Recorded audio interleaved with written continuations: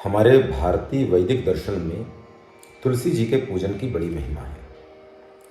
ऐसा शास्त्रों में भी कहा है कि तुलसी को सामान्य वृक्ष नहीं मानना चाहिए, गंगा को सामान्य नदी नहीं मानना चाहिए और शालिग्राम को सामान्य देवता नहीं मानना चाहिए। पर आज हम परिचर्चा कर रहे हैं माँ तुलसी की उपासना पद्धति की। वैसे तो अनेकों व्रत, अनेकों उपवास, अनेकों प्रकार के विधान हमारे शास्त्रों में बताए गए हैं माँ तुलसी के पूजन के, किंतु एक विधान, एक उपाय, एक पूजन, एक नियम ऐसा है जो भारत में रहने वाला लगभग प्रत्येक भारतीय के घर में यह कार्य होता है। वह कार्य है तुलसी जी को जल अर्पित करना, तुलसी जी के पौधे में जल देना, और देना ही चाहिए। वैज्ञानिक लाभ तो है ही, आध्यात्मिक उन्नति और मानसिक शांति के लिए भी यह सर्वश्रेष्ठ उपाय है।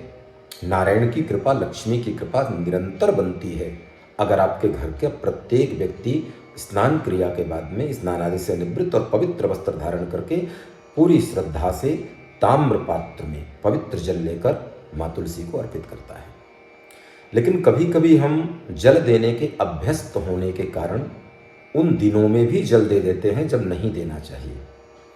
उस समय भी हम जल अर्पित कर देते हैं जब जल अर्पित नहीं करना चाहिए।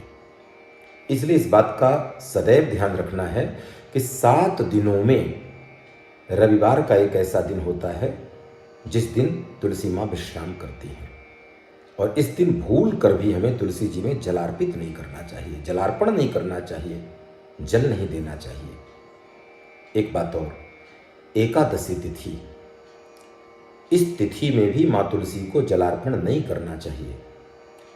शास्त्रों की और वैष्णवों की ऐसी मान्यता है कि भगवती तुलसी इस दिन भगवान नारायण की प्रसन्नता के लिए निर्जला व्रत रखती हैं, और अगर एकादशी तिथि के दिन आपने माँ तुलसी को जलार्पित किया तो निश्चित मानिए माँ तुलसी का व्रत भंग होता है और आपके लिए यह हितकर नहीं है।